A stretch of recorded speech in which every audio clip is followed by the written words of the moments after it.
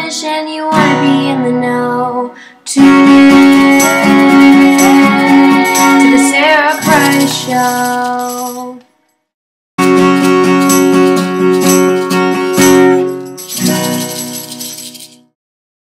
Back in 1988, while a student of anthropology and writing at Drew University, I decided to learn more about my Anabaptist heritage.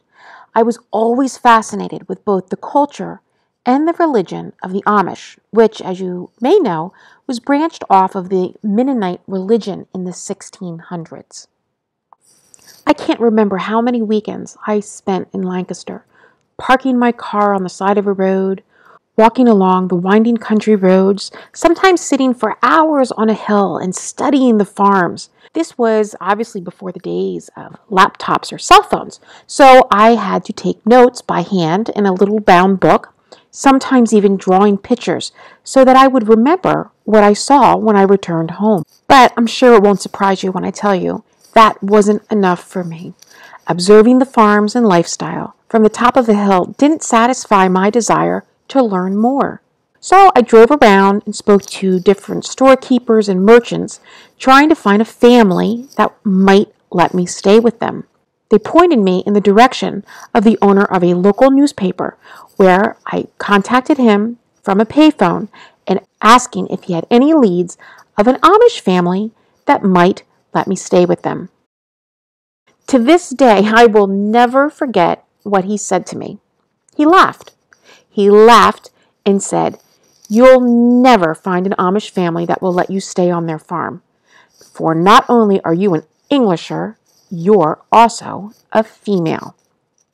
Well, I have never been one to give up easily when faced with obstacles, so I knew that the challenge had been set, and I was determined to prove that this man was wrong. I would find a family that would let me stay on their farm.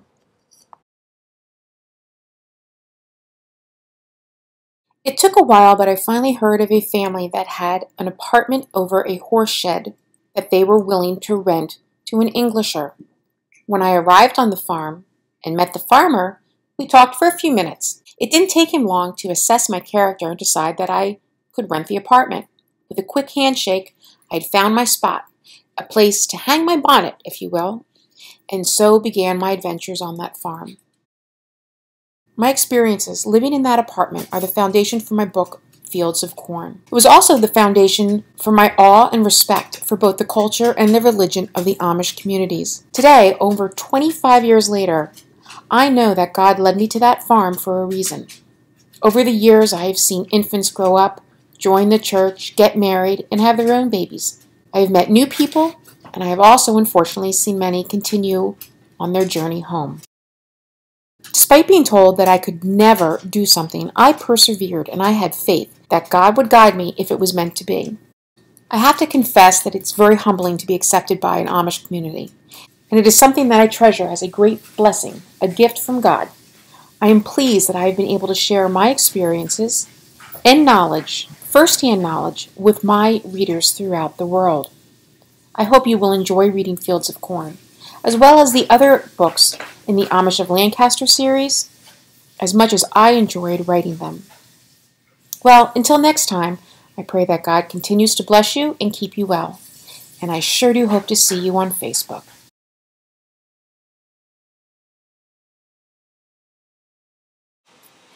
Hi, our devotion today is from Proverbs, and it's Proverbs 3:5. Trust in the Lord with all thine heart and lean not on your own understanding. You know, sometimes God brings us through things or tells us to do something that we just don't understand.